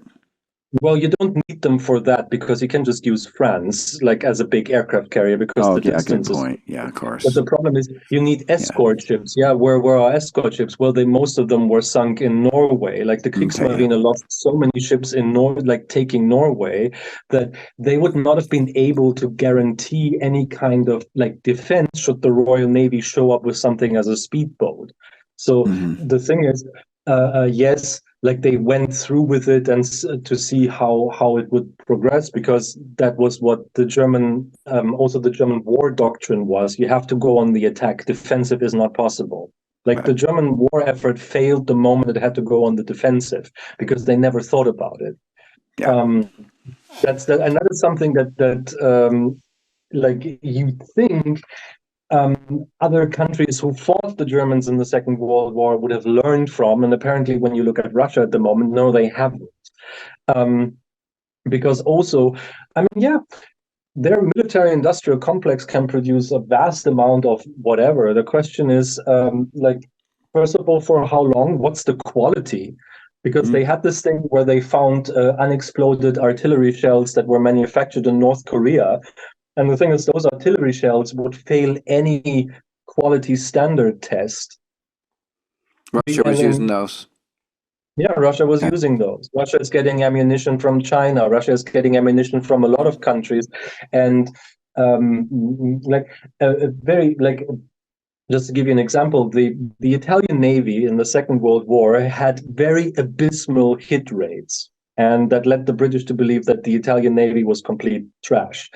Later, it was found out that these hit rates were attributed to one thing. They didn't have any quality controls for the shells that they made. So they had different weights.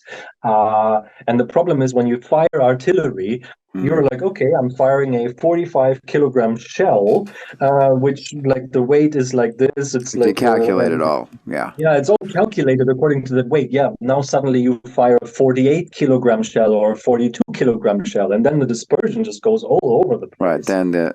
Then the arc that you're expecting doesn't end up being what it is. It's like kind of not what I was expecting here. It's sort of like artillery is a very complex system, you know. I mean, especially the ranges that they're firing, and same goes here. Like, now the Russians have one thing going for them, that they have For a couple of things. I mean, that the army still has a resolve to fight, even though there are a lot of surrenders constantly. I mean, last year Right. Ukraine made this like phone hotline where Russian soldiers can call if they want to surrender, for example. Right. You know.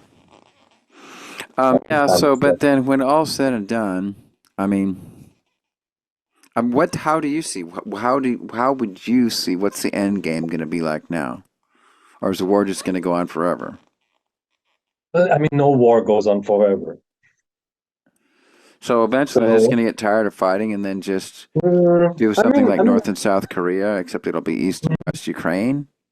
no, no. I mean, so for example, I cannot rule it out because you never know what happens. Hmm. That's one thing. Like you cannot just say, yeah, this is not going to happen because of course it can always can happen. Like it can happen that Zelensky is assassinated and Ukraine is forced into a peace deal, or it can happen Putin is assassinated. I mean, something can always happen. Hmm. The thing is, I can only see possibilities Okay. where it can go. The thing is, Russia currently has no real means of. They have been making progress, yes. Like they started attacking Kharkiv again this year. They have been making progress there. They have been making some very minimal progress in the south. So there are some border changes going on. But then, of course, they were thrown off guard by the Ukrainian invasion of the Kursk Oblast, Right. which completely sent them into a frenzy because now the Ukrainians are threatening Kursk, and their army can't do much to stop them. So they are in this. There is like you could say, like from the currently, it looks like this is how it will go on. Like both sides will try out things like some angle of attack where like, can we do something here? Can we do something there? You can definitely see that Russia is playing for time because one of the really terrible things for them to happen would be the election of Kamala Harris as president. That's the one thing they really don't want to have. The Russians don't Like, want. no, from the Russian perspective, they need to have Trump because Trump will just do the Trump thing and whatever. Um, and Okay, hold on. so So that's one thing. now that you got there, so from my point of view, electing Kamala will just give us 4 more years of the same stuff. Because as far as I can tell, she's just another puppet. So, and In right the end, now, there's a all lot of people that politicians are aren't very puppets happy with somehow. what's I mean, going that's on, right? Mhm. So, what's your perspective? Like, what would you see? Would anything change if Kamala got elected? I mean, the war would be prolonged because she would continue to support Ukraine. Yeah, That's it'd the just be the first. same old Like, thing. I cannot say how long it will be prolonged. That's the one thing I cannot say. On the other hand, why should I mean, of course, I would be all for the war to be shortened, but as I wrote on Facebook to you on one of your posts recently, the war can be stopped really easily if Russia just says, okay, you know what, we're going to remove all our troops from your land and we're going to respect your border. Oh, I saw War that. over. Yeah. War You're saying over. the That is a Russians would very, just pull very out. simple solution for this war to be over. Very, very simple. Russia just removes all its troops from the Ukraine. War done. Yeah, but this No never more works reason that for way. fighting. War over. Can be done in 2 days. Yeah, but, Oh. but of course they're of course not going to do that. No, the thing is, it would be political suicide for Putin and his friends, because they promised to have this this grand war and bringing Russia back to the world stage. And yeah, currently I am looking forward to all the Hollywood movies about the Ukraine war, and that comes from somebody. I grew up on Hollywood movies on the Second World War and how, like, especially some American actors playing Germans with very funny accents Right. and portraying Germans in the most incompetent light ever. And Yeah. I am looking forward to the same movies with the Russians because now it's the Russians' turn to like go through this kind of treatment and live with that for a while. A Like Russian some Hollywood.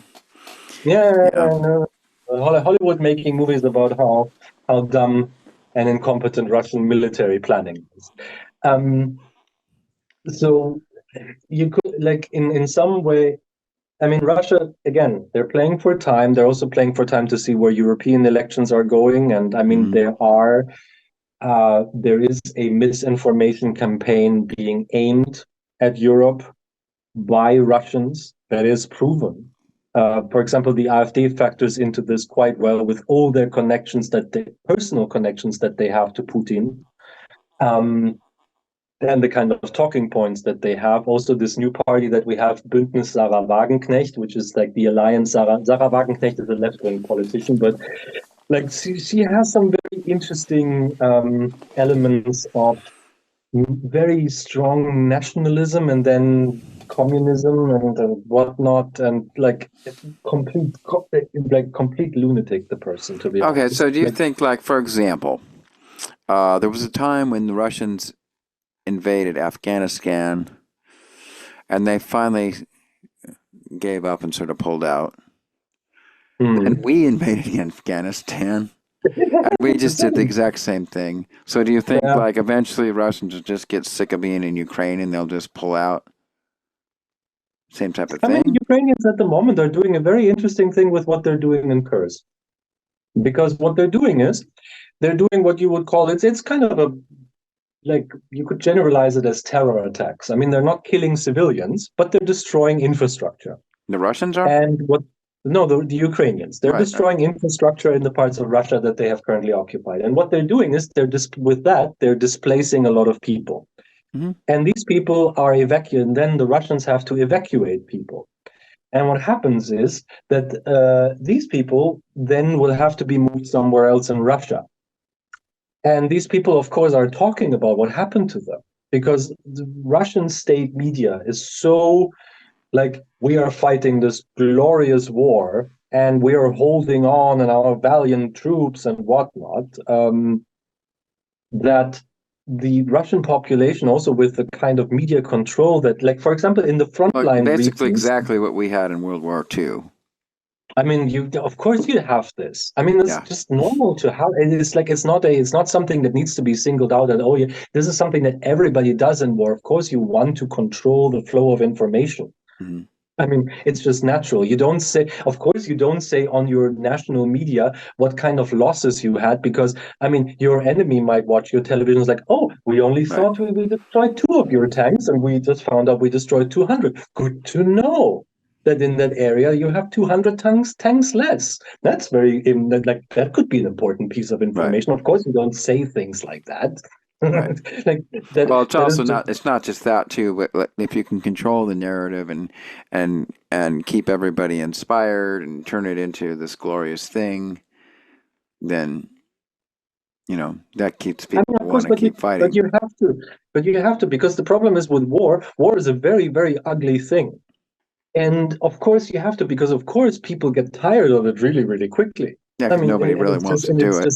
it's yeah, nobody wants to. Well, No, that was I the mean, thing in with the end, Vietnam. Well, the Vietnam War was the big thing where because of the uh, media attention it got and everything, and mhm. we finally realized. Well, you've seen all the Vietnam movies where the I what read a lot happened about it as was well, and I saw a lot of we lost documentaries. once your troops are demoralized and they don't feel like fighting, then they're totally ineffective.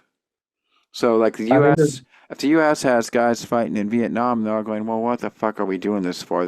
Like we're getting ourselves blown to bits because some politicians are basically playing a chess game and we're like the pawns. Like, why am I even doing this?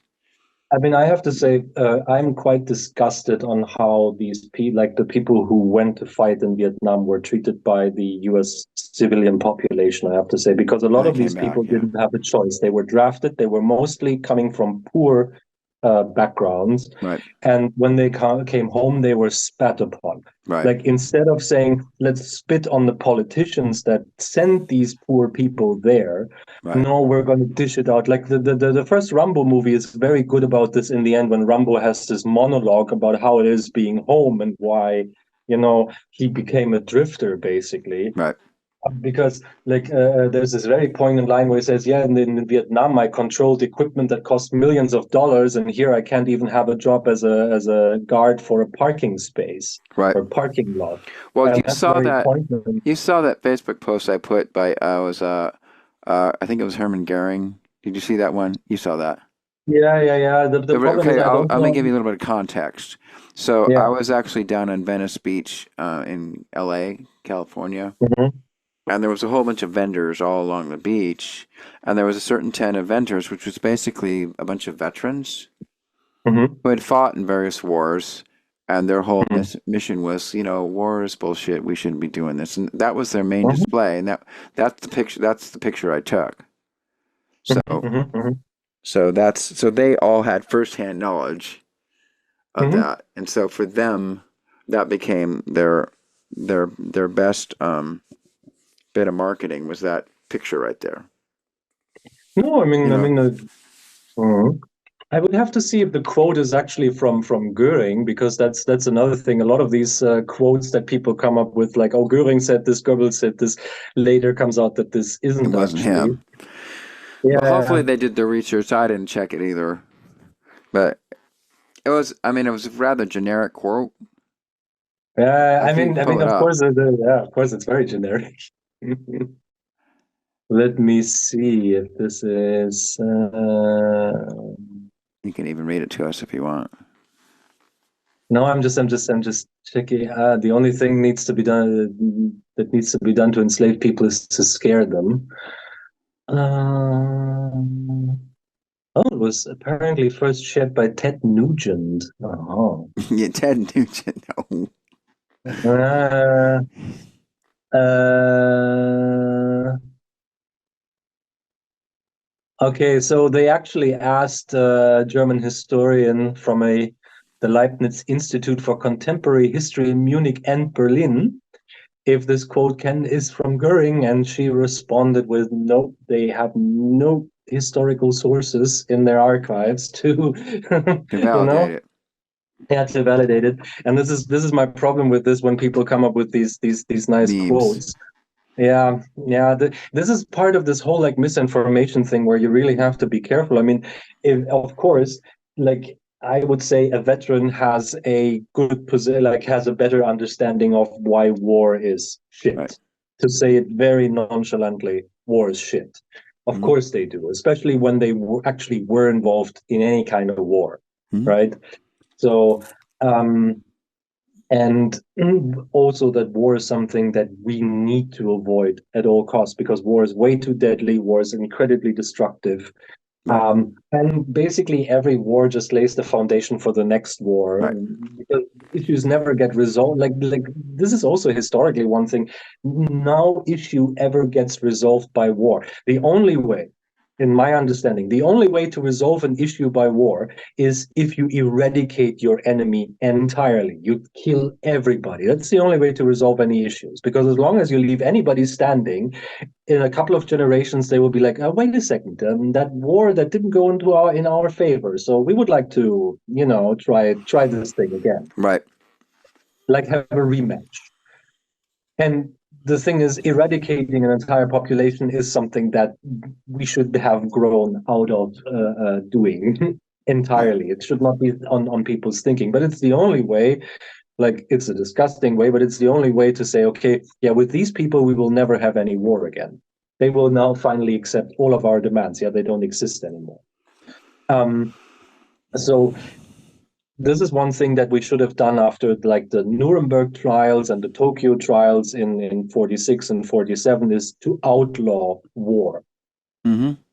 And I mean, we have kind of done it, but at the same time, I mean, the US is ignoring that We quite. have not outlawed war. I mean, we've had so many wars since No, World War II. we have We did, accepted that there is the United States certainly has. Well, of I course, there mean, was that uh, famous speech that Eisenhower gave talking about the military-industrial complex, which turned out to be quite prophetic. it's a very good speech, right? Yeah. So, It is an incredibly great speech. so yeah.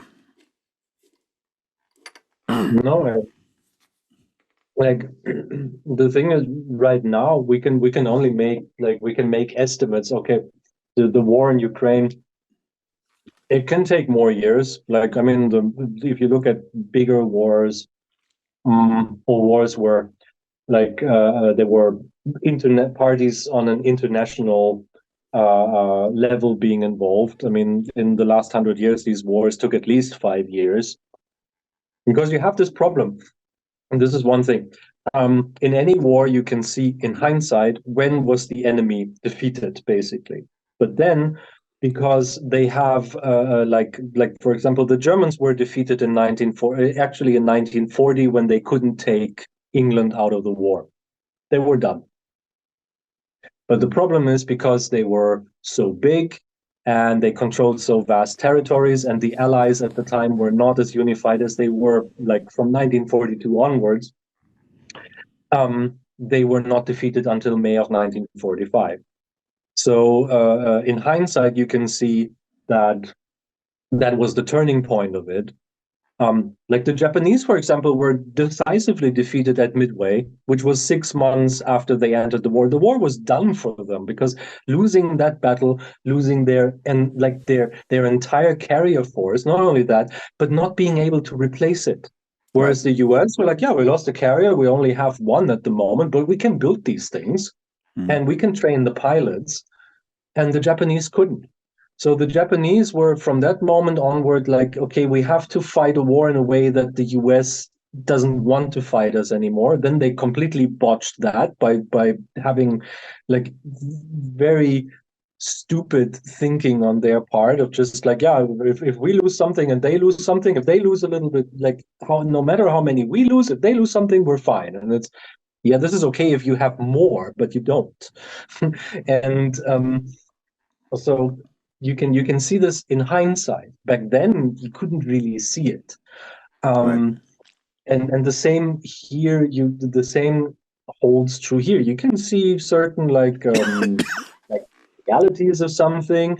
You can make a prognosis on it, and that's why I'm careful with saying, "Oh yeah, the war is going to go like this," because that is like you never know how this war is going to go, like what is going to will like achieve great victory in some way, like unexpectedly it can happen, and historically proven again that this stuff can happen, like or the Russians manage to do something that, you know, and then or the West basically decides to completely stop supporting Ukraine, which is a constant. Like, for example, an election of Trump would mean exactly that the US would drop out of the war, or out of supporting the Ukrainians, and that would put all the stress on Europe. And Europe is already in a position where we have a lot of parties that want to be out of this. Mostly are very close to the Russians, like they have personal ties. At the same time, there is Eastern Europe, and the Eastern Europeans are, because the Russians made a lot of statements that Ukraine is only the beginning. The Russians over the years have already said that the Baltic states, for example, they're part of Russia too. They have no own culture. They don't have their own language. They're part of the glorious Russian Empire, and they are thinking of kind of wanting them back. And so all of these, the question is then, what will these states do? For example, the Polish are already very close to saying, okay, you know what, screw this. We're going in. Like, we're supporting the Ukrainians in their fight because we hate the Russians as well. And the Polish army is quite well equipped as well. It's not like they have mostly Western equipment by now, you know? And then there is that kind of question.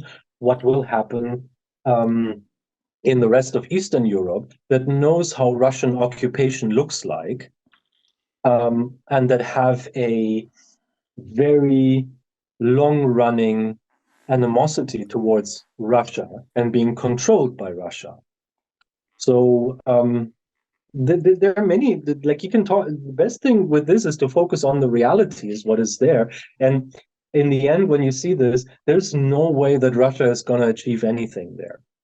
That's the one thing I just don't know, and there's no way of telling how will Russia lose in the end. But they have no means to like maybe they can force a peace settlement, keeping Crimea and then the Donetsk and Luhansk, maybe. Right. But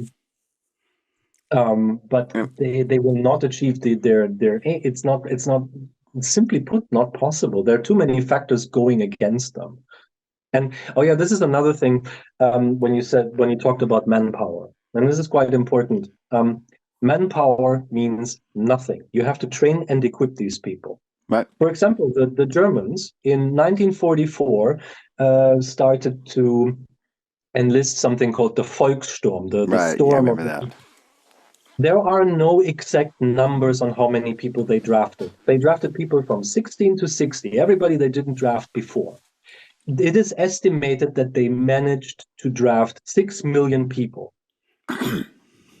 Did these people change anything? It was 6 millions. That's almost the size of the army that Eisenhower had under his command in the West. He had 4.5 million people by the end of the war.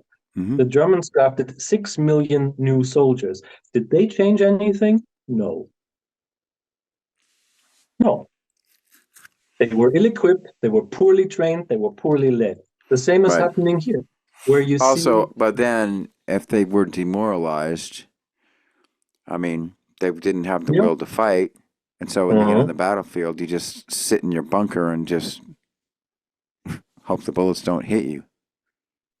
I mean, the thing is with the younger people, a lot of them were they were indoctrinated to be very fervent national socialists, and that the end seek was coming if they would just put in more efforts. Mm-hmm.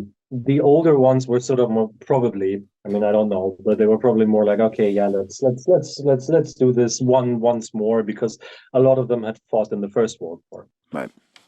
Also, this is another advantage when the Germans drafted these people. Like if you were a member of the Hitler Youth was a paramilitary organization. You already had basic military training. When the Russians currently draft whoever they can find, they draft whoever they can find. These Right. people have zero training, zero, and also you see this sometimes with like pictures being taken where like Russian soldiers are running around with weapons from like the 50s or sometimes even the 40s. Like you saw this with the tanks that they're using, where they're currently going through like almost to their museum arsenal all of a sudden. Like where we're back in the 50s of Soviet tank development and seeing those. I mean, it's a working tank, of course, but like what does that thing have to do have to like why is that thing on a modern battlefield? Like if the Russians supposedly have this vast resources and that they can just draw upon, like I mean, there's a good thing, never trust your own propaganda, but there's also a thing, don't trust the enemy propaganda. Yeah. I mean, it doesn't like so far the reality of the last 2 years is that the Russian army has shown to be a paper tiger mostly. I mean, they claim to have the second best army on the planet, like right after the United States, and they're not defeating a country which is so much smaller than them. So are they really that good? I mean, with the US, you could say, well, the US, they had to bring all these people over, like over vast amounts of ocean. You had to support these people like thousands of kilometers away. Right. There, it's their border. Like Ukraine is their neighbor. Like there's no problem of sending supplies there, and they already have problems with that.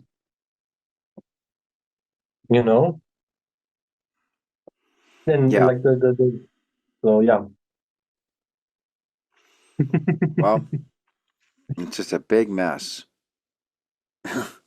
This is I mean, this is what war is, and this is also something that we have to like. I mean, we grow up with like watching documentaries about war at some points in our lives, but we Right. are very far, like the two of us, we're very far removed from war, even though like I mean the country that you come from is has been involved in wars. My country, fortunately, really didn't that much. I mean, the last time we had a war on our own soil was in the 1850s for the Mhm, Civil War. mhm. So we don't No, really of know what course. it's like. No. It's the same when these these German peace apostles are like, yeah, we Germans know what war is, and then yeah, the last war was 80 years ago. Like my parents were the first generation after the Second World War, Right. and they're 78 and 76 at the moment. Yeah. Like they haven't seen war. I mean, my father has because he was with the UN in Yugoslavia. Like that guy, like he saw some stuff, but. Apart from that, no, we don't know what modern war is like anymore. Or are your great grandparents still around to tell you? Or did you fight in the Second World War? It's like a very arrogant statement of people. Like, I Yeah. mean, um, the thing is only in this regard, like, and this is also important that we like. Currently, we are in a situation where if we pull out support for Ukraine, we show the world that trying to achieve your goals with military means is a valid strategy. And that opens the door to a lot of other, like think of China and Taiwan, for example. So we really, this is the problem that we're facing at the moment. Like for some people on the planet, war and achieving outcomes that you want to have through war becomes this thing where, like, yeah, this can be done. I mean, you have, for example, I read this, but it was like Well, 2 years ago. Yeah. the thing is, the U.S. does it all the time. Yeah. This is the Remember thing, how we honestly. invaded? We invaded Iraq on a pretense that was bullshit, and then we turned around and invaded Afghanistan on another bullshit pretense. I mean, it was the other way around, but yeah, I get what you mean. Yeah. So No, remember the weapons of but mass destruction that weren't there. yeah. And I remember Rumsfeld being really upset that Germany was not part of their war effort. Yeah. I remember the news from back then, like the axis of evil. Yeah. In old Europe and stuff. I mean, I Yeah. absolutely remember that. So yeah. But I mean, the thing is, this is a And what was reality that accomplished? happened. Well, you know what was accomplished, of course, Hmm? that our weapons manufacturers profited, and then we had the people that went back and rebuilt everything we blew to shit. Those guys made a ton of money. Oh yeah, of So, course. like from the point of view, so it's like now people are thinking, well, the reason why we're having wars is because we got these people that want them because they know they can make a ton of money off it. So, Of and then course. you come up with some stupid thing like, oh, we got to save democracy, so let's just invade Iraq or let's invade Afghanistan to save democracy. I would say saving democracy is never something stupid. And I mean, it is something quite relevant these days of Well, I saving know, but I democracy. mean, it's a nice, fancy flag to wave, but the U.S. Of course. saving democracy is, we go around and topple so many governments all over the world, and we've been doing it for the last 50 years. So it's just, it's horse shit. The problem, the thing is, you have to be like sometimes. I mean, there are obviously connections there and lines and threads and whatnot. Of course, obviously. On the other hand, sometimes there's this thing where you have like confirmation bias, and where you have to be really careful not to go to certain places because it's a little bit like this Russell Crowe movie where he plays this math genius Nash, Beautiful Mind, Yeah, where he starts seeing like things and connections everywhere. right. You know, you can. I mean, that doesn't mean that you shouldn't like come to conclusions based on other evidence or like see maybe historical connections. You know, this kind of stuff. But sometimes, like this, yeah, of course, there's something called war profiteering. That is something that has Hmm. been around for a very long time in human history, where people make money out of selling weapons to both sides. This is a human thing for quite a while, right? And um, the thing is, not every war, like every war has it to some degree, but not every war has it to the degree of saying like, yeah, we shouldn't support the side who's defending themselves, because that would mean war profiteering. This is also another thing. If you currently don't support Ukraine, then you support Russia, basically. I mean, indirectly. Well, you that's the know. argument, of course. I mean, Well, the that other is. thing, okay, the other thing, this discussion could go on for days, is that we're sending all Yeah. these billions of dollars to Ukraine, right? But we can never get any kind of accounting of where this money is going. So Mm. what you're starting to hear is a lot of this money is going to line the pockets of Ukrainian oligarchs, so they're profiting off it too. So it's not just going to weapons; it's going to all kinds of other types of things. Yes, of course, there's like this kind of profiteering is just constantly going on, and I think there are also some Ukrainians who are unjustly profiteering from this. I mean, of Hmm. course, this is always a reality that doesn't like. Would you say that defeating Hitler and Mussolini and Hirohito in the Second World War was a bad thing just because you had war profiteers on the Allied side? Well, no, of course, I but mean, of of course, course, I mean, right? And it's I hard mean, to know we're, now because, I mean, we basically our whole history is based on the propaganda machine that was in place during World War II. We have all these newsreels and stuff, so the whole thing is shaped by that. So we don't really know what was really going on there, honestly. You know, that's the thing. We are like the good thing is that we are and we know about the like we're Holocaust, quite of good at course. invest. Mhm. So I mean, that was enough for us to need to defeat Hitler, right? Mhm. So,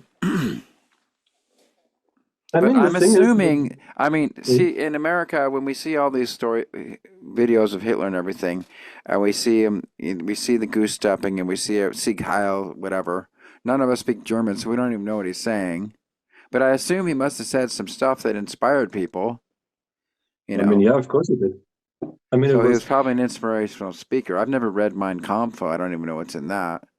But I mean, so I mean, the German people must have been on board to some degree, right? I mean, they were also really brainwashed into being. I mean, there are a couple of factors there. First of all, is that the Nazis abused or used the nationalism of the time that you had in pretty much every European country at the Mm-hmm. time. So, Secondly, because of because I'm a sure they were saying we need to fight for truth and justice and for what's right and for our Christian nation and so on and so forth. yeah, Right? but I'm sure they were saying that. kind of your argument currently goes like, I mean, a lot of people say I love you, and that means there are also a lot of people there who don't mean it, or like narcissists who say I love you. That means saying I love you is a bad thing because they're a narcissist who say I love you. And the thing is that yes, every side claims that they're fighting for truth, they're fighting for justice, they're fighting for freedom. That's what every side in every war throughout history has always claimed. Right. Yes, but there are sites who actually meant that. That is also something that you can that you can prove. I mean, you can say about Roosevelt whatever you want. I mean, the guy has like a couple of sides, but I mean, his advocacy for fighting the Nazis and for understanding what kind of danger the Nazis would pose for everybody on the planet Hmm. um, was justified. Yep. And in there, I absolutely agree with him, whatever he said on like, we have to defeat these people. I mean, the only thing I don't agree with him is this endorsement of the Morgenthau plan. That was really His stupid. endorsement of But what? the Morgenthau plan, like you had the Marshall Plan to rebuild Germany, Hmm. and before Roosevelt endorsed this plan by, I think this guy was Henry Morgenthau, Okay. uh, who wanted to basically completely deindustrialize Germany and put it back into the state of the 16th century. So Germany would never be able to wage war again. The other thing is, large parts of Germany would go to Denmark, to Belgium, to France, to Poland, Mm. and yeah, that's it. So Germany would be reduced to a very small state around like Hessen, Bavaria, Baden-Württemberg. Basically, the plan would have meant like 20 to 30 million Germans would have probably starved within 2 years after the war ended. Wow. Yeah. And Roosevelt at first endorsed that, and then somebody, like today you would call it whistleblowing or leaking, somebody leaked that plan to Goebbels. And of course, Goebbels understood what kind of dynamite he had on his hand in 1944, because by 1944, there was this thing that a lot of Germans really didn't want the war to be going on, especially with the daily bomber raids and everything. Like my grandmother still talked about it. She lived in the area where they had to fly into Hanover, and she saw the bombers passing like day and night, or at night she heard them. And that was a very disheartening thing to see, like, okay, yeah, here they come again, and then you hear the sounds and everything. But what Goebbels did with it was like very simple. If you are a Nazi or not, we are in the same boat, because that's what the Allies want to do with it. So you better fight now. You will die anyway. And that meant for a lot of anti-Nazis that they actually joined the war effort, saying like, okay, at least I'm going to die standing up. Okay. At least. And then the American battlefield commanders, because the invasion of Normandy had also just happened, said, you know what, we noticed that the Germans are fighting a little bit more ferocious than they did before. We had them on the run, it was a walk in the park, a couple of months we're in Berlin. No, we're not. And apparently Roosevelt got the memo. And then they were like, okay, yeah, we should maybe have a different plan for Germany after the Second World War. Also, they realized that they needed the German industrial power to rebuild Europe. That's another thing. That's why the Morgan plan was also. But at first, he endorsed it. That's the only thing I really disagree with him, like at the moment of what I know. But like otherwise, like saying these blanket statements of, yeah, we're fighting for democracy, we are fighting for the truth and honor and dignity and love among people. That's what every side claims. You just have to look at what do you actually do? What do you actually stand for? And when I see the Russians, like what they stand for, and also their like their state media, because we have this wonderful thing. We have this channel called Arte, who has a lot of Ukrainians now working for it, and they make, or even Russian expats, and they make videos about what Russian state media says about Germany. For example, what I didn't know is that in Berlin we have a zoo where I can have intercourse with tortoises. I didn't know that. I think most Berliners never knew of that, but the Russian state media apparently knows it, that we have this, and our elites are going there after praying on the Pergamon altar to Baphomet or whoever and sacrificing children's blood, because that's what they're talking about on state media. Okay. Like when you hear stuff like this, like people say Putin is a lunatic, right? But they don't invent these crazy stories of him,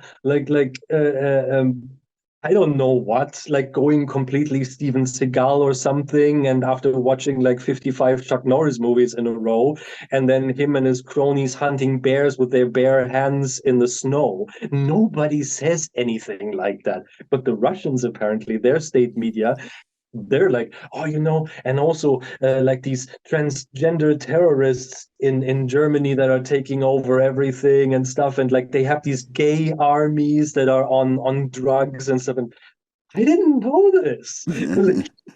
But like when people come up with these crazy stories about your country, then of course, like seriously, which side is the honest here, huh?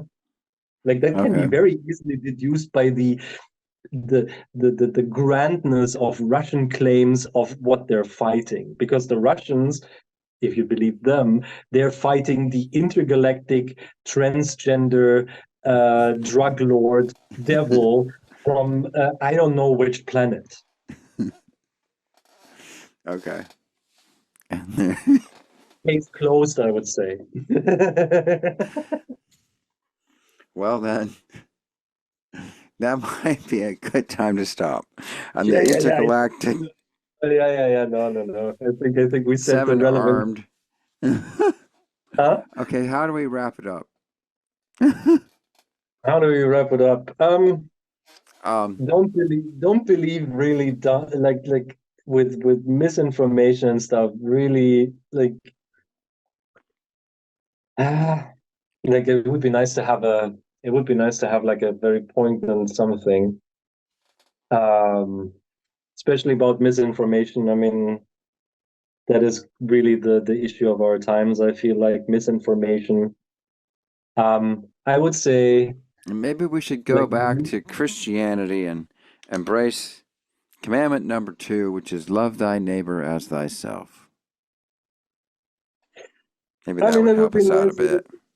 I would say it would be nice if we actually like, yeah, there are a couple of things in the Ten Commandments. Like, I mean, the first one I really don't need, like, because why Well, would this God isn't care? even in the Ten Commandments. This No, was a commandment. This was a commandment that Jesus said.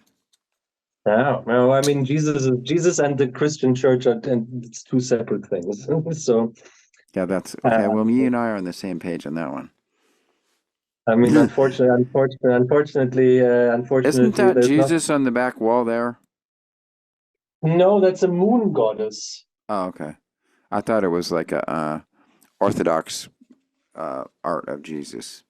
No, it's from a friend of mine. That's her style. I mean, I can see if you only have like a very Yeah, distant I view just of see it, that this and I it's see the wardrobe. halo. No, I don't have any religious symbols in my house, to be honest. Okay. Like no crosses. I have no Bible. I mean, interestingly, I do have a Quran though, because once I was interested in reading it and seeing like, okay, what's actually written in the thing. Uh, I know I tried reading it so once. it's like okay. Anyhow, so well, okay. So we're living on our pale. Okay, let's go to Carl Sagan then. If we can't agree on Jesus, Carl Sagan was talking about this our beautiful pale blue planet, a tiny little pale blue Mhm, dot, and we've seen a picture of it from the Voyager spacecraft from way out there, and it really mhm. is. It's just like this yellowish sun, and then there's this tiny little blue dot in this infinite space, and that's us. So maybe we should try a little better not to blow it up. Yeah, and they also say something poignant. There's nobody coming to save us from ourselves. Mm-hmm. No, it's a beautiful speech. I listened to it. I have the book here actually, Pale Blue Dot. Um, and also that speech, I really love it. With somebody made a video where where they used the Vangelis, like the Cosmos theme under it, Mm-hmm. and it goes really wonderful. I mean, the Mm-hmm. the, the soundtrack to Cosmos is amazing anyway. Yeah. Uh, um, Yeah. so And the ship of imagination. it was like I watched it as a kid, Mm-hmm. and like I have to say, Cosmos is really. I think if I have to look at something as the basis for my interest in science, I have to thank Carl Sagan. I have to Yeah. thank the German Broadcasting Commission for actually dubbing the thing for a 4-year-old uh, Understand. to to Oh, great. understand, because at the time my English was very limited. Huh. Um, yeah. No, it's a great show. I have to rewatch it actually. I have been wanting to rewatch it for quite a while. Yeah. Like, yeah, we should actually try that a little bit more. And Carl Sagan, like, it's never wrong to quote Carl Sagan at any point in any conversation. Right. So, Yes. Okay. This thank is you how so we much. end. Live long and prosper, my friend. I can't do that. There you go. You did it right there. Ja, ja, ja. Leben Until Sie lange next und time. zufrieden. I say that in Till German? next. I said it in the first interview. Leben Sie lange und zufrieden. Live long and Live long and in prosper. happiness. In happiness. In Frieden. Frieden? Yeah, zufrieden, like in peace, in Right. happiness, In yeah, happiness. content. But yeah, let's do it like this. And it was lovely talking with you again. As you as well.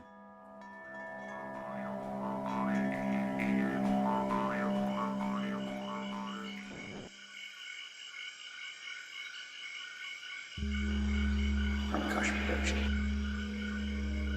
Fantastic creations emerging spontaneously from the space of life.